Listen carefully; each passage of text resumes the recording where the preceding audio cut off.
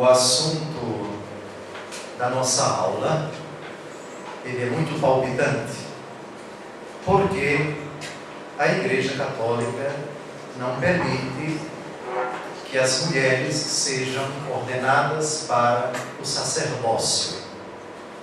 Essa questão, ultimamente, vem sendo colocada por vários motivos.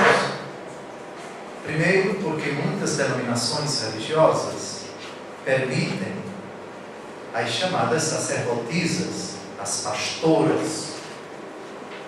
Segundo, pelo papel cada vez mais importante da mulher na sociedade.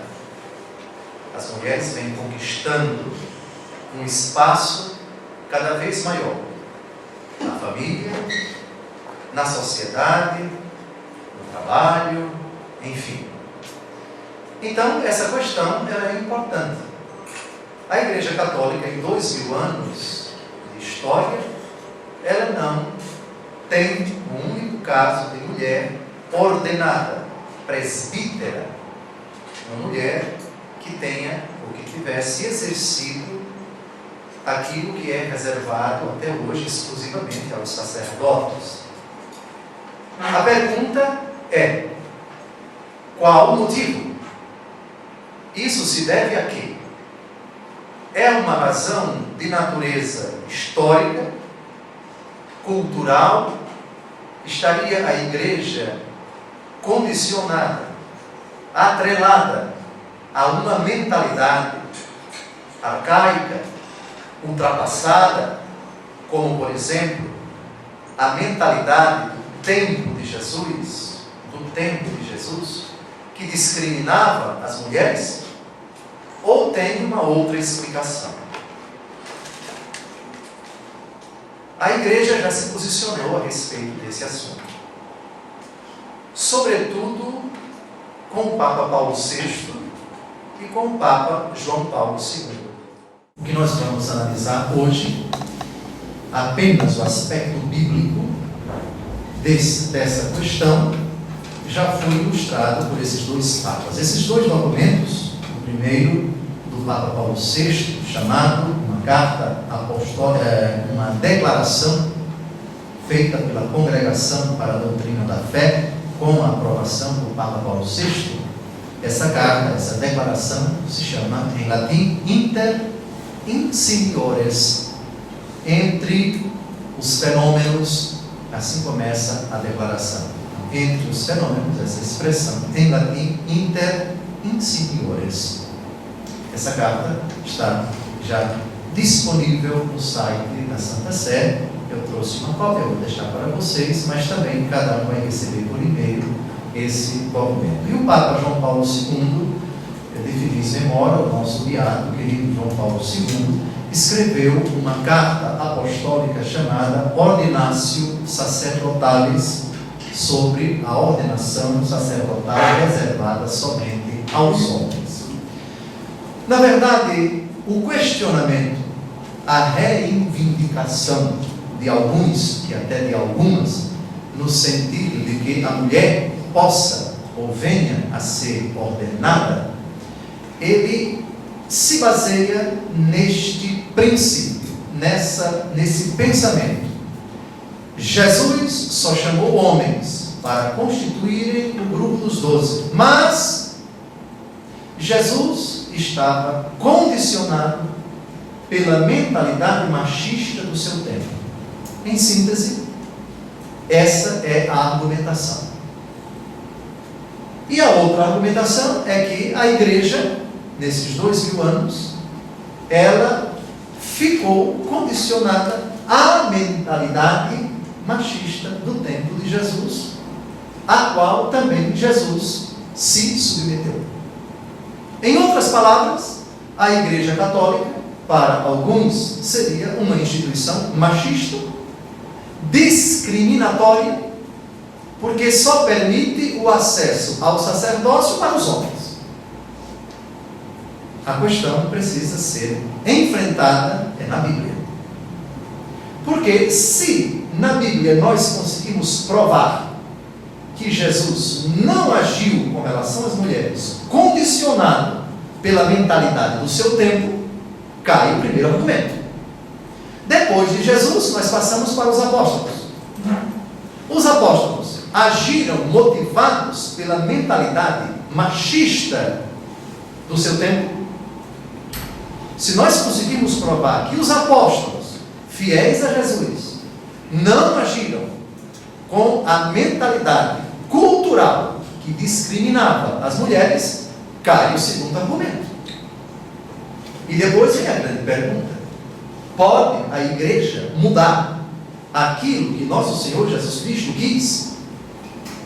Não quis como algo cultural, portanto transitório, mentalidade machista, e ela existia no tempo de Jesus. Se Jesus, não levando em conta, não condicionado pela mentalidade machista, escolheu apenas homens, os apóstolos idem, a tradição da igreja em 2000 anos de história idem, a igreja não tem autoridade para modificar aquilo que nosso Senhor Jesus Cristo quis. Antes de tratarmos desse assunto, antes de tratarmos da questão da ordenação das mulheres, vamos outra questão que é colocada, infelizmente, dentro da igreja por alguns que assim pensam. Olha, Jesus, ao instituir a Eucaristia, ele pegou pão e vinho. Mas ora, veja bem, pão e vinho são elementos do contexto judaico. São realidades que existiam e ainda existem hoje com abundância no mundo judaico. Mas no Nordeste, por exemplo, não tem vinho. Por que não então celebrar a missa com cachaça? Não pode parecer piada, mas alguns defendem isso. Jesus usou na Eucaristia, além do vinho, pão sem fermento. Mas veja, pão sem fermento é uma coisa que quase não existe hoje. Chega numa padaria, você tem pão com fermento, e o pão com o fermento é colocado para que o pão encorpe, assuma forma, fique com aquele aspecto agradável. O pão sem fermento, ele não encorpa. Mas Jesus estava, dizem eles, Jesus estava condicionado pela mentalidade da época. Por que não colocar então um bife? Por que não colocar então uma bolacha, um biscoito, ou uma coisa que é feita aqui no nosso Brasil? Pode parecer piada isso, mas há quem defenda. Então há determinadas coisas no agir de Jesus, na pregação de Jesus, que são absolutamente intangíveis, intocáveis, imutáveis. É claro que Jesus estava inserido num tempo, numa cultura que tinha o seu jeito de pensar e de agir. O verbo se fez carne, se fez história. Mas há determinadas coisas no agir de Jesus, determinados elementos constitutivos, que nosso Senhor Jesus Cristo quis, que independem da cultura, da mentalidade, do pensamento da época, e que, portanto, não podem ser mudados. Elementos institucionais. E o sacerdócio, quando nosso Senhor Jesus Cristo decidiu reservá-lo exclusivamente aos homens, não significa dizer que ele discriminou as mulheres. Lembrem-se da distinção entre discriminação e distinção, da separação entre distinção e discriminação. Distinção é a separação que não fere a justiça. Discriminação, ela é motivada por categorias injustas, categorias que não têm fundamento. Porque nosso Senhor Jesus Cristo reservou apenas para as mulheres a possibilidade de engravidar e aos homens não? Há determinadas coisas, há determinadas perguntas, cuja resposta tem que ser lapidada, tem que ser contundente, tem que ser incisiva, tem que ser quase monossilábica. O Senhor assim o quis. Mas outra pergunta precisa ser feita: qual o papel, qual a missão que nosso Senhor Jesus Cristo deu para as mulheres, que aliás não deu para os homens? É o que nós vamos ver agora. Portanto, vamos derrubar na Bíblia esse argumento, desculpem a expressão, fajuto. Fajuto porque quem lê a Bíblia, quem conhece a Bíblia, chega até a sentir graça diante dessa afirmação que Jesus foi machista. Porque nós vamos ver a partir de agora os critérios usados por nosso Senhor Jesus Cristo para a escolha daqueles que Ele quis que permanecessem com Ele, os 12. Primeiro, vamos ao Evangelho segundo Marcos, capítulo 3, versículos de 13 a 14. Vamos ver quem foi que nosso Senhor Jesus Cristo escolheu para fazer parte do grupo dos 12. Primeiro vamos ver esses 12. Jesus subiu ao monte e chamou os que Ele quis. Gravem isso. Os que Ele quis. Isso não quer dizer que porque Ele não chamou Nossa Senhora, Ele não quis Nossa Senhora. Ele quis Nossa Senhora para uma outra missão. Aliás, Ele vai chamar também muitas mulheres, mas para outra missão. Distinção de funções. Divisão de responsabilidades. Como nós fazemos todos os dias. Nós temos nossos critérios subjetivos para a escolha das pessoas que nós escolhemos para trabalharem conosco. Jesus chamou os que Ele quis e foram a Ele.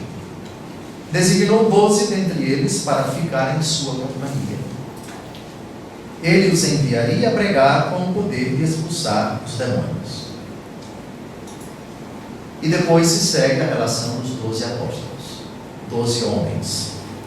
Muito bem. Vamos ao Evangelho segundo João, capítulo 15, versículo 16. Jesus escolheu, motivado por que critérios? Por quais critérios? Não fostes vós que me escolhestes, mas eu vos escolhi, e vos constituí para que vades e produzais fruto, e o vosso fruto permaneça. Eu assim vos constituí, a fim de que tudo quanto pedirdes ao Pai em meu nome, Ele vos conceda. Ele escolheu os que Ele quis. Os critérios foram absolutamente dele. Vamos ao livro dos Atos dos Apóstolos, capítulo 1, versículo 2.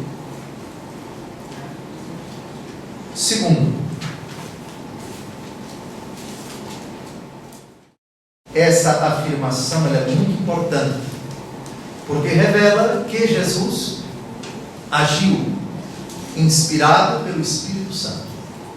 As escolhas de nosso Senhor Jesus Cristo foram escolhas motivadas pelo Espírito, inspiradas pelo Espírito.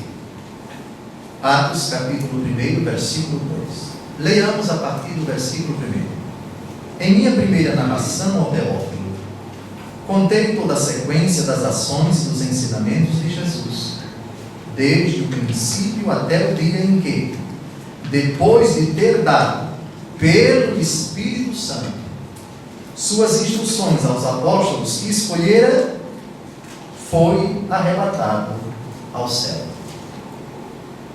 Jesus escolheu os apóstolos, inspirado pelo Espírito Santo.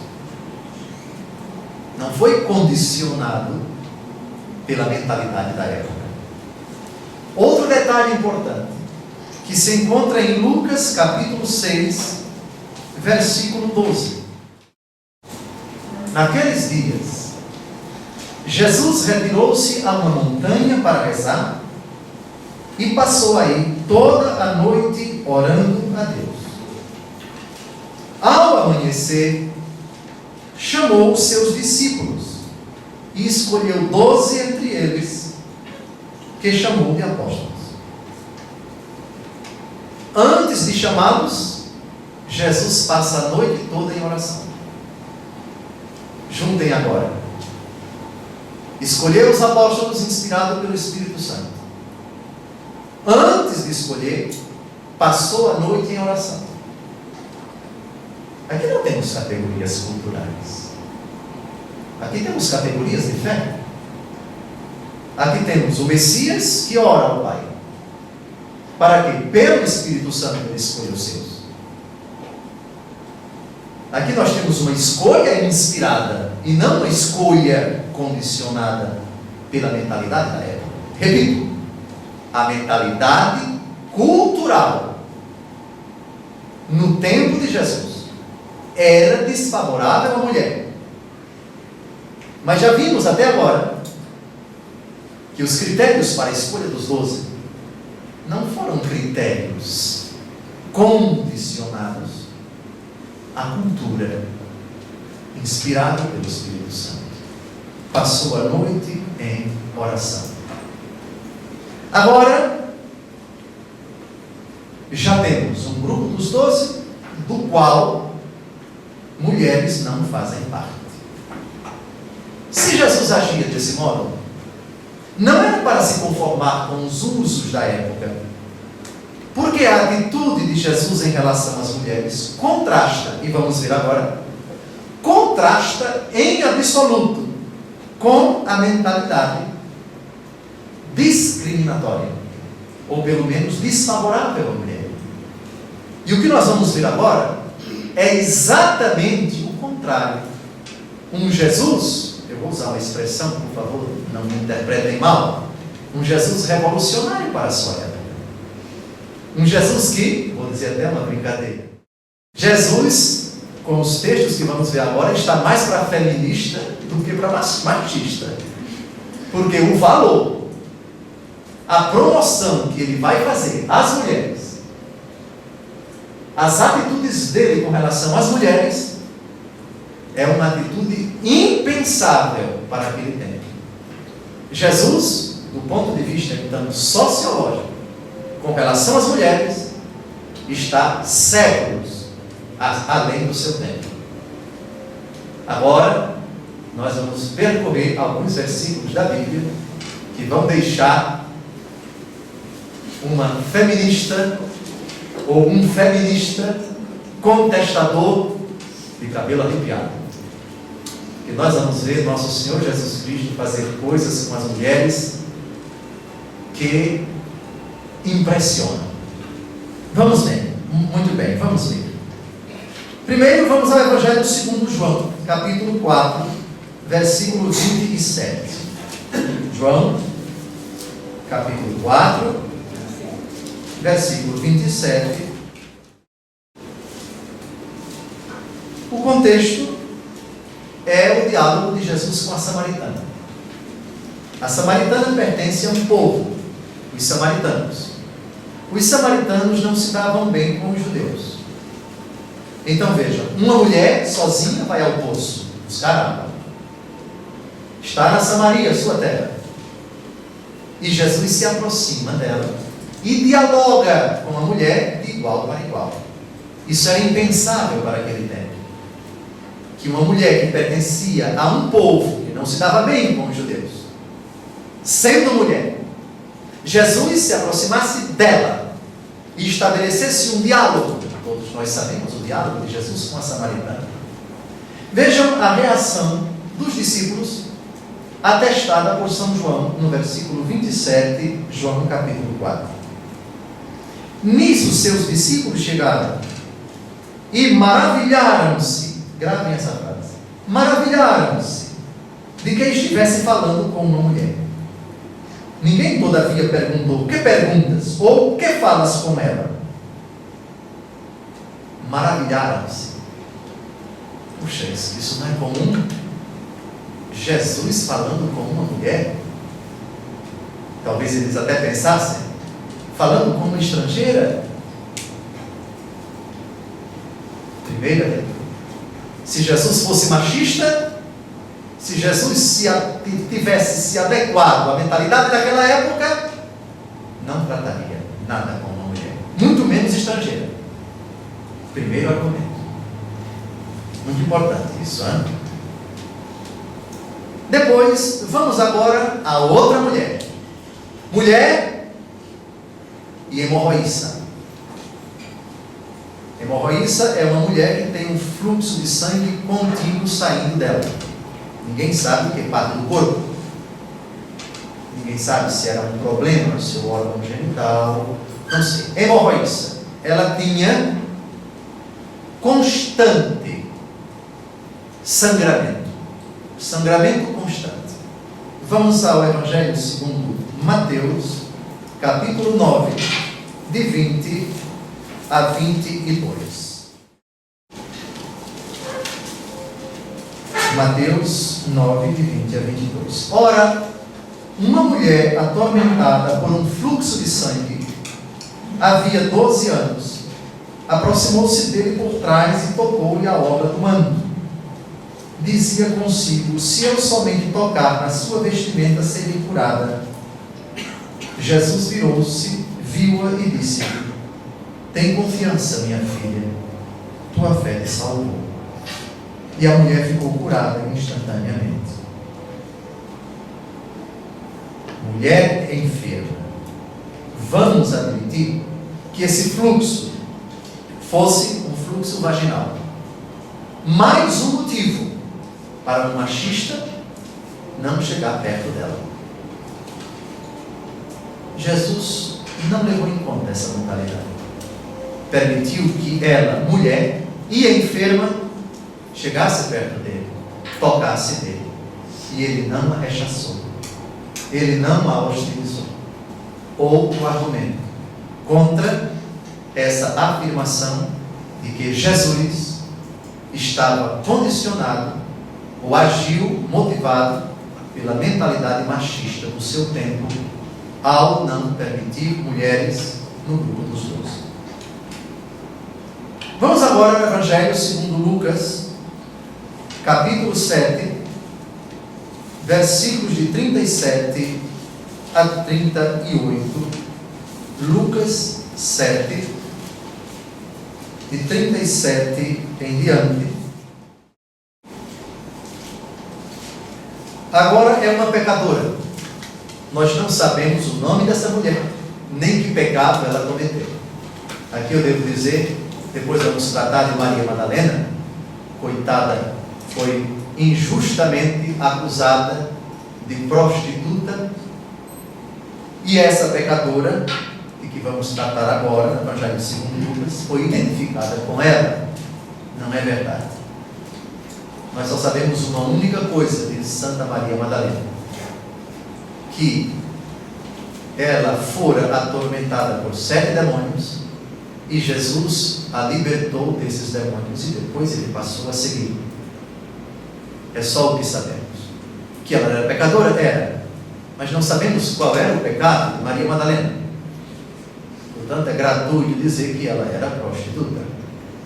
Talvez uma das santas mais caluniadas, como o próprio Jesus.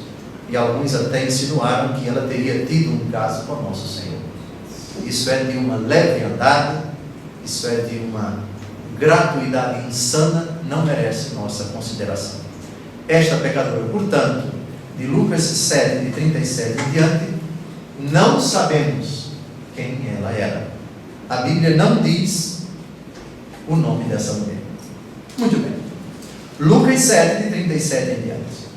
Uma mulher pecadora da cidade, quando soube que estava à mesa em casa do fariseu, trouxe um vaso de alabastro cheio de perfume. E estando a seus pés, aos pés de Jesus, evidentemente, por detrás dele, começou a chorar. Pouco depois, suas lágrimas banhavam os pés do Senhor, e ela os enxugava com os cabelos, beijava-os e os ungia com o perfume. Essa atitude dela, continuou o texto, suscita a perplexidade do fariseu, dono da casa, onde estava Jesus, e aí assim por diante. Mas o que nos interessa é que novamente Jesus permite que uma mulher, a outra, hemorroísta, essa pecadora, vamos tratar daqui a pouco da adúltera flagrada em adultério, que ia ser lapidada, no Evangelho segundo João, capítulo 8. Seria impensável que que um homem condicionado pela mentalidade machista do seu tempo permitisse que uma mulher pecadora chegasse perto dele. Não dá para sustentar isso. Um machista rejeitaria logo. Aí a desgraçada, enfim, diria ele. Jesus não agiu assim.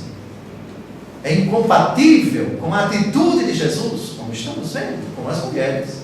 O qualificativo de machista, ou de condicionado a uma mentalidade cultural já ultrapassada. Não.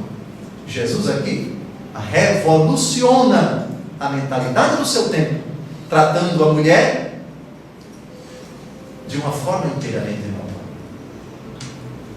Tem mais. Vamos agora ao Evangelho segundo João, capítulo 8, versículo 11. Já introduzi vocês nessa famosa cena da mulher flagrada em adultério. Não vamos citar o texto todo, somente o versículo 11, mas nós já sabemos do que trata. Uma mulher foi apresentada a Nosso Senhor pelos escribas e fariseus depois de ter sido apanhada em adultério.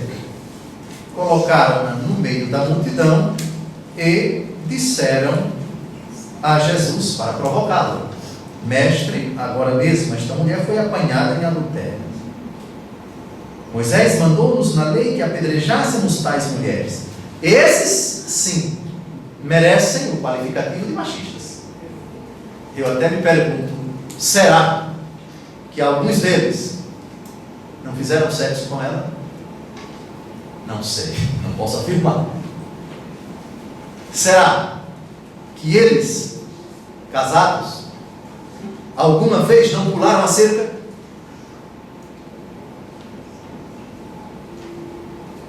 Não sabemos. Mas o fato é que esse sim merece o qualificativo de machistas, de discriminadores de mulher. O que dizes tu aí a respeito disso? Perguntaram-lhe isso a fim de pô-lo à prova e poderem acusá-lo. Jesus se inclina para a frente e escreve com o dedo na terra. Eles insistem. Jesus se ergue e diz: quem de vós estiver sem pecado, seja o primeiro a lhe atirar uma pedra. Inclina-se novamente e começa a escrever na terra. A essas palavras, diz o versículo 9, sentindo-se acusados pela sua própria consciência, eles se foram retirando um por um, até o último, a começar pelos mais idosos, de sorte que Jesus ficou sozinho com a mulher diante dele. De novo, Jesus sozinho com uma mulher, com a samaritana. Então ele se ergueu e, vendo ali apenas a mulher, perguntou-lhe: mulher, onde estão os que te acusavam? Ninguém te condenou? Respondeu ela: ninguém, Senhor. Disse-lhe então Jesus: nem eu te condeno. Vai e não tornes a pecar. O machista não agiria dessa forma jamais. É injusto dizer que Jesus agiu durante sua vida pública, pelos textos que já refletimos até agora, motivado pelo machismo. Que Jesus se adequou à mentalidade que desfavorecia a mulher. Não é justo. Depois, vamos agora a frases revolucionárias. Jesus coloca em pé de igualdade, em direitos e deveres, homens e mulheres. Foi o grande mérito da Constituição brasileira de colocar homem e mulher com iguais direitos e deveres. Está bem, mas isso não é novidade nenhuma. Jesus já fez isso 2.000 anos antes. 2.000 anos atrás. Vamos ver agora textos que causam um impacto tão bonito no nosso coração. Para Jesus, homem e mulher têm iguais direitos e deveres. que vale para um, vale também para outro. Marcos, capítulo 10, versículos de 2 a 11.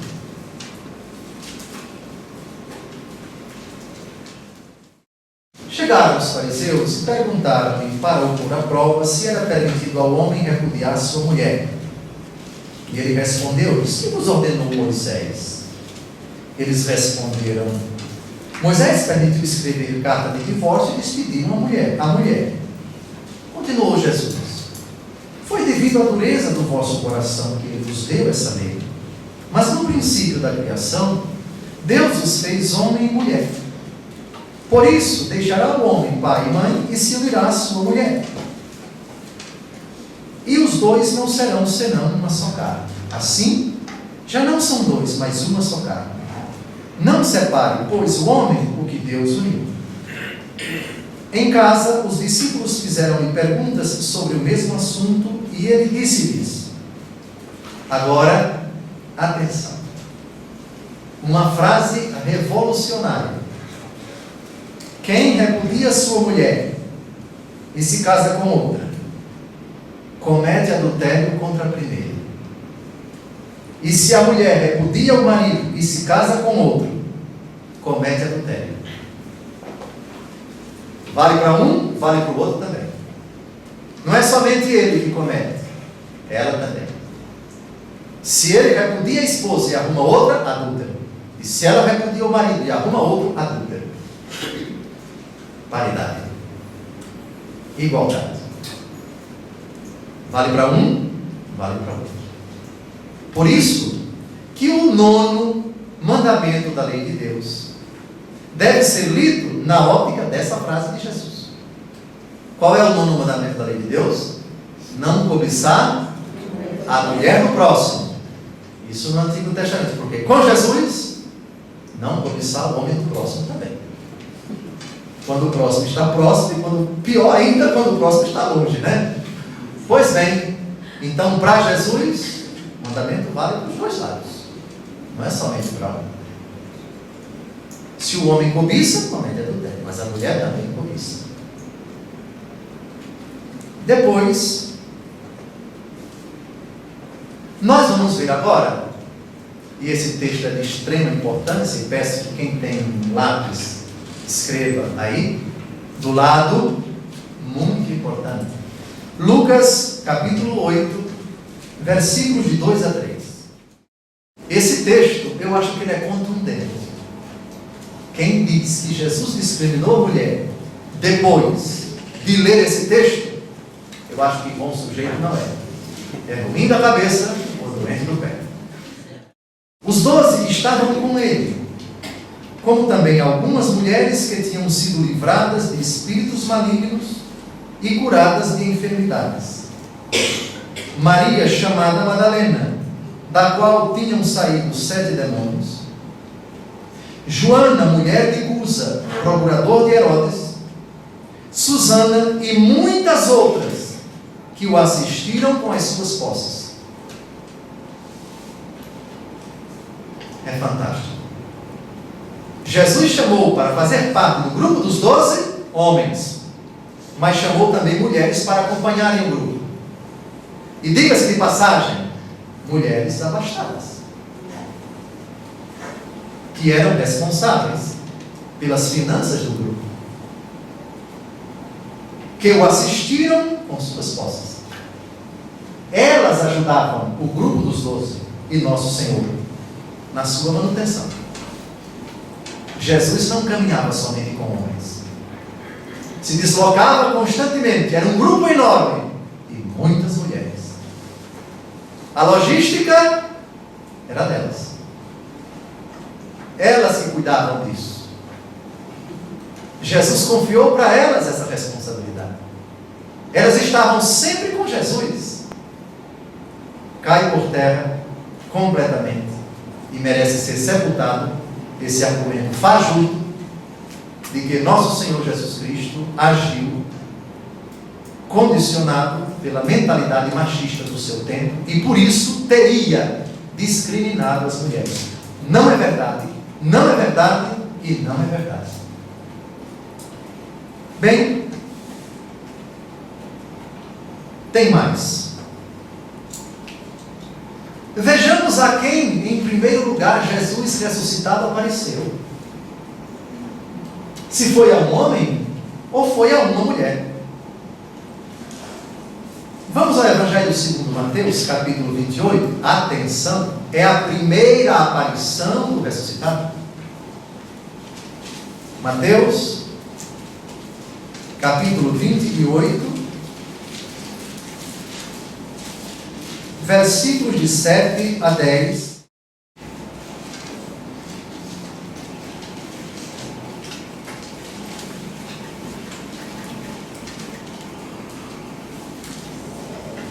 Vejamos quem foi ao túmulo depois do sábado, portanto, quando amanhecia o primeiro dia da semana, logo no começo do capítulo 28.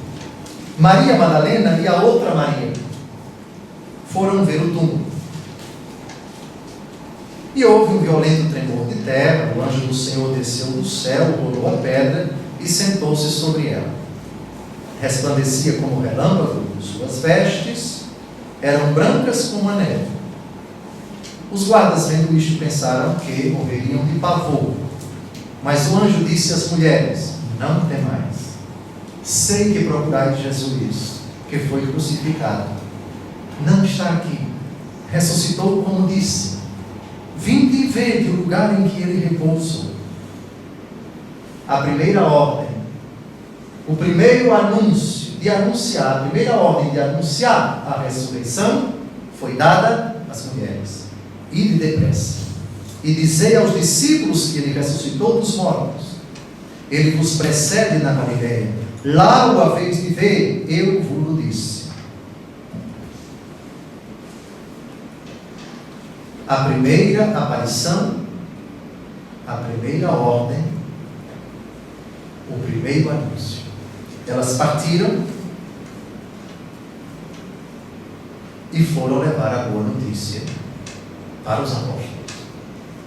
As mulheres, as primeiras. Vamos agora ao Evangelho segundo Lucas, capítulo 24, versículos de 9 a 10, porque é uma outra versão do episódio da aparição do ressuscitado pela primeira vez. Voltando do sepulcro, contaram tudo isso aos 11 e a todos os demais, as mulheres. Eram elas Maria Madalena, Joana e Maria, mãe de Tiago. As outras suas amigas relataram aos apóstolos a mesma coisa. É verdade que eles não deram muito crédito, não pelo fato de serem mulheres, por favor, mas decidiram eles mesmos, na condição de apóstolos, conferirem o acontecimento. Pedro correu ao sepulcro, inclinou-se para olhar, viu os panos de linho na terra, depois retirou-se para a sua casa, admirado do que aconteceu. Na narrativa do Evangelho segundo João, capítulo 20, de 11 a 18, aqui é apenas Maria Madalena. O diálogo de Jesus com ela: Rabone, não me toques, vá, diz aos meus irmãos que eu vos precedo na Galileia, suba ao meu Deus, o vosso Deus, ao meu Pai, o vosso Pai, etc. De novo, uma mulher. O Senhor quis que elas fossem, ou ela fosse, as protagonistas, ou a protagonista da ressurreição. As primeiras testemunhas da ressurreição foram mulheres. Bem, concluímos a atitude de Jesus com relação às mulheres. Fica impossível alguém sustentar a afirmação de que nosso Senhor Jesus Cristo discriminou as mulheres. Isso não procede. Agora vamos aos apóstolos. Porque alguns dizem: não, Jesus não foi machista, mas os apóstolos sim. Alguns até já têm na ponta da língua, talvez alguns aqui já estejam com o dedo na Bíblia. Eu vou perguntar a Dom José esse texto que diz que não permite que as mulheres falem nas assembleias. Vamos falar desse texto na primeira carta de São Paulo aos Coríntios, mas não agora. Vamos ver a prática dos apóstolos com relação a isso. Capítulo 1 dos Atos dos Apóstolos, versículo 14. Vamos ver se os apóstolos discriminaram as mulheres. Vamos ver se eles excluíram as mulheres como supôs, como insinuou Dan Brown no seu livro Código da Vinci. Insinua que os apóstolos se revoltaram com a decisão de Jesus de confiar a igreja a Maria Madalena e por isso passaram a persegui-la e se apropriaram, usurparam o posto que Jesus havia designado para Maria Madalena, sua suposta amante, sua suposta mãe dos seus muitos filhos. Isso é blasfêmia, isso é uma insanidade que não pode ser provada jamais. Essa afirmação, essa calúnia é gratuita, é inadmissível, é intolerável para nós cristãos. Pois bem, Atos dos Apóstolos, capítulo 1, versículo 14. Todos eles perseveravam unanimemente na oração, juntamente com as mulheres, entre elas Maria, mãe de Jesus, e os irmãos dele. As mulheres estão presentes no grupo que aguarda a efusão do Espírito Santo em Pentecostes. Outra afirmação. No dia de Pentecostes, capítulo 2, versículo 1, o Espírito Santo é derramado sobre todos que estão ali, homens e mulheres. Chegando o dia de Pentecostes, estavam todos reunidos no mesmo lugar. Todos quem? Versículo 14, capítulo 1. Os apóstolos, os discípulos com as mulheres. E os parentes de nosso Senhor, que a Bíblia chama de irmãos do Senhor. De repente veio do céu um ruído, como se soprasse um vento impetuoso, e encheu toda a casa onde estavam sentados. O Espírito Santo não foi derramado, não foi infundido apenas sobre os apóstolos. Não! Sobre Nossa Senhora e sobre muitas mulheres ali presentes. O Espírito Santo não discrimina ninguém. Depois,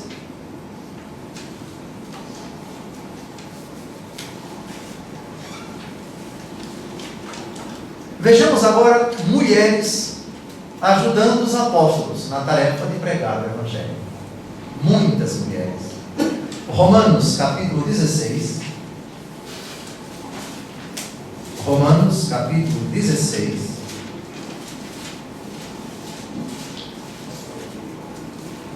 Versículo 1. Recomendo-vos a nossa irmã Febe, que é diaconisa da igreja de Cencres. Uma mulher diaconisa, colaboradora dos apóstolos. De 3 a 12.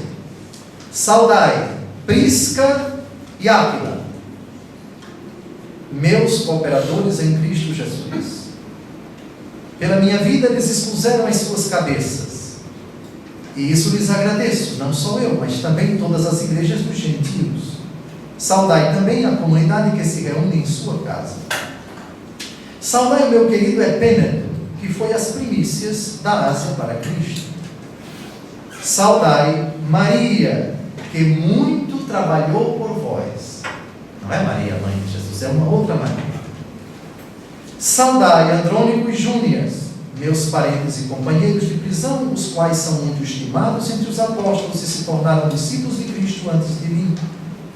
Saudai Ampliato, amicíssimo meu no Senhor. Saudai Urbano, nosso colaborador em Cristo Jesus, e o meu amigo Eustáquis. Saudai Apeles, provado em Cristo. Saudai aqueles que são da casa de Aristóbulo. Saudai Herodião, meu parente. Saudai os que são da família de Narciso, que estão no Senhor. Saudai Trifena e Trifosa, duas mulheres que trabalham para o Senhor. Saudai a estimada Pérside, que muito trabalhou para o Senhor, outra mulher. Saudai Rufo, escolhido no Senhor, e sua mãe, que considero como minha. Saudai a Sínclito, Flegonte, Hermes, Patrobas, Hermas e os irmãos que estão com eles. Saudai Filólogo e Júlia, Nereu e sua irmã, outra mulher, Olímpio e todos os irmãos que estão com eles. Saudai-vos uns aos outros com o ósculo santo. Dos colaboradores dos apóstolos, as mulheres se destacam. Elas aparecem. Portanto, esses textos são ilustrativos. Mas há um outro que merece uma consideração tão grande. Eu queria que vocês abrissem a carta de São Paulo aos Gálatas. Carta de São Paulo aos Gálatas, capítulo 3, versículo 28. Já não há judeu nem grego, nem escravo nem livre, nem homem nem mulher, pois todos vós sois um em Cristo Jesus. Um machista jamais diria isso. Já não há homem e mulher, não no sentido depravado. Já não há homem e mulher, como alguns pretendem, que tanto faz ter um sexo como o outro, mudar o sexo, não é nada disso. Ou seja, não há distinção para a nova lei entre homem e mulher, todos são iguais perante o Senhor. Por isso, caríssimos, essas afirmações também dos apóstolos nos levam à conclusão de que eles, apóstolos, delegaram, conferiram, deram atribuições às mulheres, que desempenharam missões importantíssimas, como catequistas, como evangelizadoras, como anunciadoras da Boa Nova, como colaboradoras deles. Aliás, há uma distinção muito curiosa nesses textos. São Paulo chama meus colaboradores, homens e mulheres indistintamente. Mas quando se trata de sacerdotes, colaboradores de Deus, essa distinção ela é sutil. E vamos dar uma olhadinha na carta aos Romanos, capítulo 16, versículo 3. Romanos, capítulo 16, versículo 3. Os apóstolos sabiam discernir bem. Há determinadas atribuições que são conferidas a homens e mulheres indistintamente. Esses são chamados de meus colaboradores. Mas outros que receberam uma função específica, chamemos isso de presbiterado e de episcopado, são colaboradores de Deus. Romanos 16, 3. Saudai Prisca e Áquila, meus cooperadores em Cristo Jesus. Prisca, uma mulher. Meus colaboradores. Agora,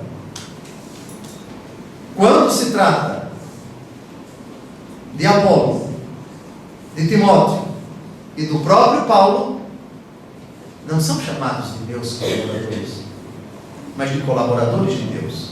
Vamos a 1 Coríntios, capítulo 3, versículo 9. Nós somos operários com Deus, vós o campo de Deus, o edifício de Deus.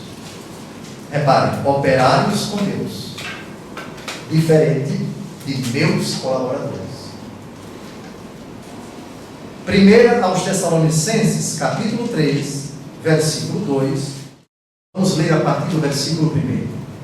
Assim, não podendo mais esperar, resolvemos ficar sozinhos em Atenas e enviar-vos Timóteo, nosso irmão e ministro de Deus no Evangelho de Cristo. Ministro de Deus e ministro de Deus no Evangelho de Cristo. Ministro de Deus. Timóteo, bispo, colaborador do apóstolo, mas no episcopado. bispo. Para concluirmos o nosso estudo, agora vamos tratar de um assunto que merece nossa atenção. Vamos à primeira carta de São Paulo aos Coríntios, capítulo 14, versículos de 34 a 35. 1 aos Coríntios, capítulo 30, capítulo 14, versículos de 34 a 35. Diz o texto: como em todas as igrejas dos santos, as mulheres estejam caladas nas assembleias. Não lhes é permitido falar, mas devem estar submissas, como também ordena a lei. Se quer aprender alguma coisa, perguntem-na em casa aos seus maridos, porque é inconveniente para uma mulher falar na assembleia. Agora vamos a outro texto da própria primeira carta de São Paulo aos Coríntios, capítulo 11, versículo 5. Por favor, deixe 1 Coríntios 14 aí com um papelzinho. Diz o texto: e toda mulher que ora ou profetiza, não tendo coberta a cabeça, falta ao respeito ao seu Senhor, porque é como se estivesse rapada. Nesse texto, a mulher profetiza. Portanto, anuncia as coisas de Deus. São Paulo não proíbe a mulher de profetizar. Só pede que ela faça, conforme o costume da época, com véu. Mas a mulher tem o poder, pelo seu batismo, de profetizar, portanto, de falar. Ora, se a mulher pode profetizar, 1 Coríntios capítulo 11, por que na 1 Coríntios capítulo 14, de 34 a 35, ela não pode falar? Como é que os entendedores da Bíblia explicam essa aparente contradição? É simples. Na 1 Coríntios capítulo 14, trata-se de assembleia, termo técnico para se referir ao culto cristão. Ora, o culto cristão era presidido pelos sacerdotes, a quem já desde esta época era reservada exclusivamente a pregação. Por isso, numa missa, se um leigo pregasse hoje, ou uma leiga, isso suscitaria perplexidade. Primeiro, porque é proibido. A homilia é reservada ao diácono, ao padre ou ao bispo. Isso é tão antigo quanto a própria igreja. Então vejam, 1 Coríntios capítulo 14, a mulher não pode pregar na assembleia. Por outro lado, capítulo 11, ela profetiza. Por quê? Ela não pode falar na assembleia. Falar no sentido de pregar. Porque a pregação é reservada a quem preside o culto, a quem preside a assembleia, a quem preside a celebração litúrgica, aos sacerdotes. Então não se trata de discriminação, se trata de distinção. Se a aniversariante desejasse pregar e convidasse, e se convidasse, se oferecesse ao Padre Mônaco, o Padre Mônaco certamente responderia com muita educação: eu não posso permitir. Mas o senhor estaria me discriminando? Não é discriminação, é distinção. Na missa, cada um tem tarefas bem precisas. A pregação na missa é exclusiva do padre, como a gravidez no matrimônio é exclusiva da mãe. E isso não é discriminação da natureza. Cada um recebeu uma função, e essa função é desempenhada por ele. na liturgia da igreja, cada um desempenha aquilo que é da sua competência. Seria muito estranho, por exemplo, se o padre Mona, na missa dominical, fizesse a primeira leitura, tendo pessoas alfabetizadas no meio do povo. Seria estranho se o padre Mônaco cantasse o salmo. Isso não é competência dele, é competência dos leigos. Oração dos fiéis. Se Dom José, presidindo a missa, fizesse a oração dos fiéis, seria no mínimo estranho. Não é que ele não seja fiel, mas é competência dos leigos essa função durante a celebração eucarística. Concluindo, a igreja, diante de todos esses argumentos, entendeu que a vontade do Senhor em reservar apenas aos homens a função do sacerdócio, apóstolos, depois os seus sucessores, os bispos, depois os seus colaboradores, os presbíteros e depois os diáconos, mediante a imposição das mãos, e os apóstolos, a igreja entendeu que a vontade de Jesus, tendo sido conservada por todos os apóstolos, e vimos isto nos livros do Novo Testamento, e a tradição da igreja em 2000 anos conservou o desejo de Jesus e a vontade dos apóstolos, a igreja reconhece que isto não é uma questão acidental, contingencial, cultural, mas é vontade divina. Portanto, trata-se de uma doutrina irreformável, uma doutrina definitiva, e a igreja, nesses dois documentos que nós citamos, ela afirma categoricamente e contundentemente que ela não tem poderes para permitir que mulheres tenham acesso ao sacerdócio. Isso, de forma alguma, menospreza o valor da mulher.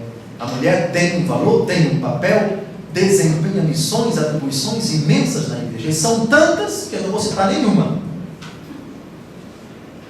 Tantas santas, tantos santos, religiosos, religiosas, leigos, leigas, enfim, que desempenharam ao longo de 2000 anos de história da igreja tantos papéis, tantas atribuições, a missão sublime da mulher na igreja, o valor que a igreja confere à mulher, o grande lugar, o grande papel que ela desempenha, isso coloca por terra qualquer argumentação de que a igreja católica ela discrimina as mulheres.